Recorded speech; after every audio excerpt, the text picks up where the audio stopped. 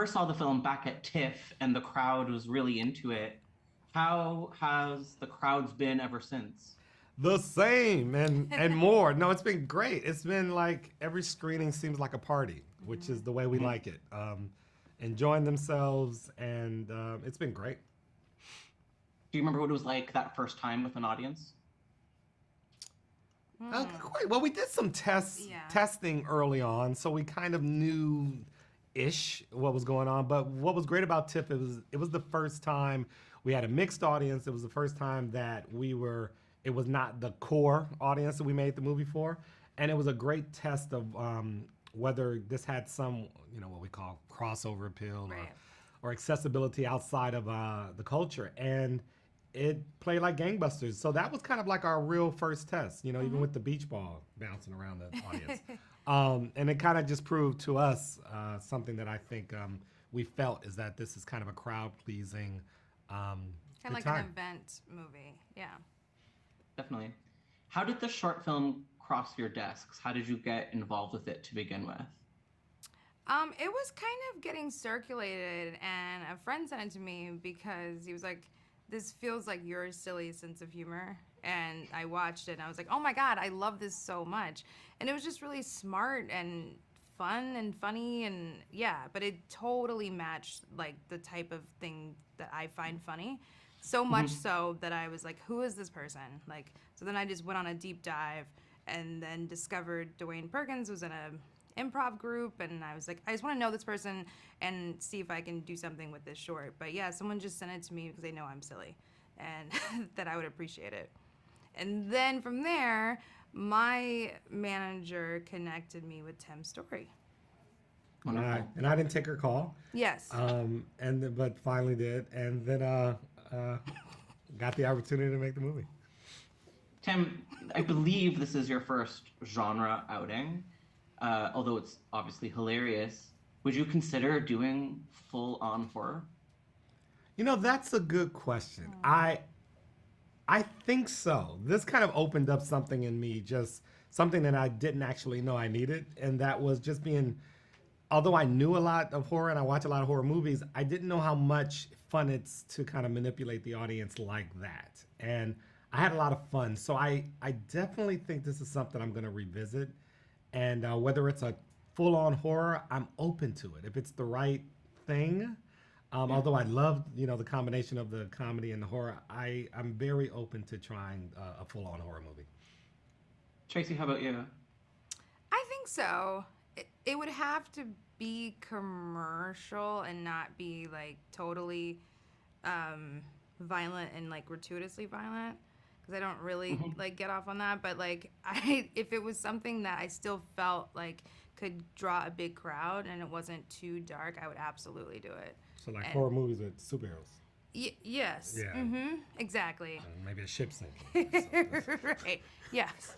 Something with a little We- splash of horror in it. Yeah. If Girl Trip was. Yeah, girl trip. Horror. Yes. Yes. Yeah. Why Which not? honestly is not a bad Yeah, right. idea. Let me call my. She was like, oh, okay. It's a good I got an idea. idea. Right. But Um, also a sequel mhm. is coming, so that too is another opportunity. You better Very speak exciting. it. Mm-hmm. We've been seeing comedians have a lot of success crossing over into horror. There's Danny McBride with the Halloween films. Of course, there's Jordan Peele. Why do you think that transition seems to be so smooth for so many artists? Tim, what do you think? Great question. We've talked about this quite a bit. There's something about horror and comedy. They have a similar, I hate to use the word, but for lack of a better word, formula in terms of needing to make somebody laugh every so many minutes or whatever the case may be. And sometimes maybe it's not to minutes, but you can feel we need a laugh here. We need a moment here. And then horror is the same way. You need, if it's not a full on in a slasher movie, it's not a full on bloody attack. It's a jump scare. And there's something about these two I don't know, emotional expressions that happen inside of these films that I think the genres are fairly similar in that respects. And I think that's why we enjoy them. I think if you're a fan of horror, you're probably a fan of comedy. And I think you also find a little bit of both in each other genre. So if I was to try to give you a confusing answer, that would be it. I guess I'll also It- add yeah. to that. I think there's something about comedy and horror that's meant to be enjoyed in groups too. There's something, Yeah. you know what I mean? Like I always think of horror as like, okay, me and a group of people are gonna go, and then with comedy, I'm like, me and a group of people are gonna go and laugh, and it's a similar like the people in the audience make the experience along like with the movie happening. It's like they're part of the entertainment as well, and I think Mhm. both genres are like that. Like comedy feeds off of people laughing and people interacting, and you laugh at the audience and you participate with them, and I think they both are very interactive in that way too. Did you guys visit any horror references while creating this film? And did you give any to the cast? So any horror films? Well, there was a few. I went and looked at a number of slasher movies that I grew up with, like Halloween and Friday the 13th, and just kind of those that even Freddy Krueger that had a, I don't know if we can consider a horror comedy, but there were some definitely funny moments in it because of who he was.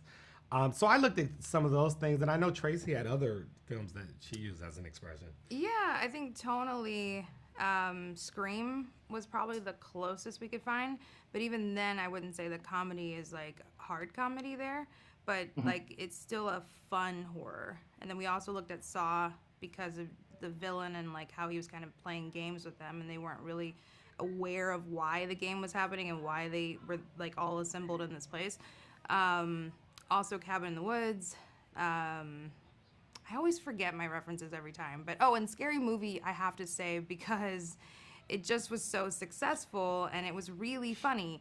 It just wasn't grounded in the way that we wanted The Blackening to be, but as far as just a pure comedy, it was great.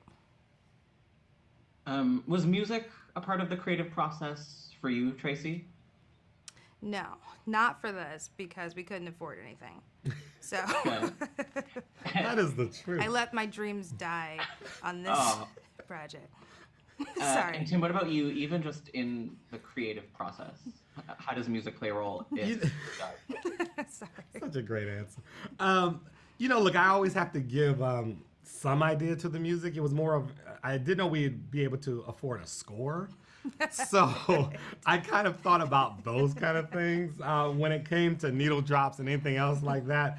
Tracy's Yeah. right. We had no money, so I couldn't put my hopes into anything that was recognizable. But I did figure that there were scores that I listened to just kind of as I looked at other films in moments that might be similar to what I was going to build. I would take kind of a specific look at the music that's played during those moments of like right before a jump scare or right before when you are being chased by the killer, what kind of music is happening there. So I did listen to a number of scores. Did you always know this was going to go theatrical? And was Lionsgate sort of always involved? Or did this start more independently? This started independently, but there was never a thought of us not being in the theaters. We made it for theaters. We made it for a communal experience, and we've just kind of, as this engine keeps going, we found the support, like in Lionsgate. Who one of the reasons we went with Lionsgate is because they promised us it would be on screens, and we just we're to this day we're grateful for that because we know that in order for the movie works, trust me, it'll work anywhere. But it works best in a theater with a bunch of people in front of you and back of you and to the sides. You're talking about a sequel, I think you mentioned early on. Do you see this as a full-blown franchise? I've Tra- kind of always seen it that way. I don't know if everyone else saw it that way as well. And it doesn't matter. Tracy saw it. Yeah, that way, it does, and I she's don't. told us what we think. And I don't care because sometimes people have to catch up to where I'm at. But I think there's a really commercial premise here, and whether it's with this cast, I do think you can continue it with this cast, but I also think there could be 5 or 6 of them, and you have different groups of people that are assembling, and it's different versions of the game. But I feel like there's a formula and there's a structure here that could continue, and people just want to laugh and enjoy themselves. So I could see this becoming a thing. Question for both of you is, what was the horror movie, or even just movie, that really freaked you out the most growing up? Oof. For me, The Exorcist, Why? because it was so real. Uh, You know what I mean? There's something about anytime there's a horror movie that has any kind of religious element to it, it always scares the crap out of me because that feels harder to defeat than like a man. You know, like a man with a weapon. I'm like, if I have a gun, I got a chance.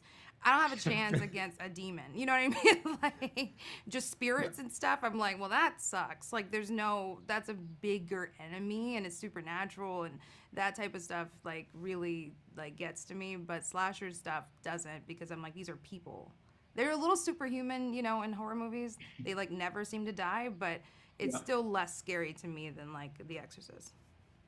And Tim, how about you? Mine is Alien. Yeah. And me seeing Alien, I mean, I knew there wasn't a chance of me being in a spaceship anytime soon, but for some reason, the way that movie was put together just scared the crap out of me. So, and I probably saw it too early.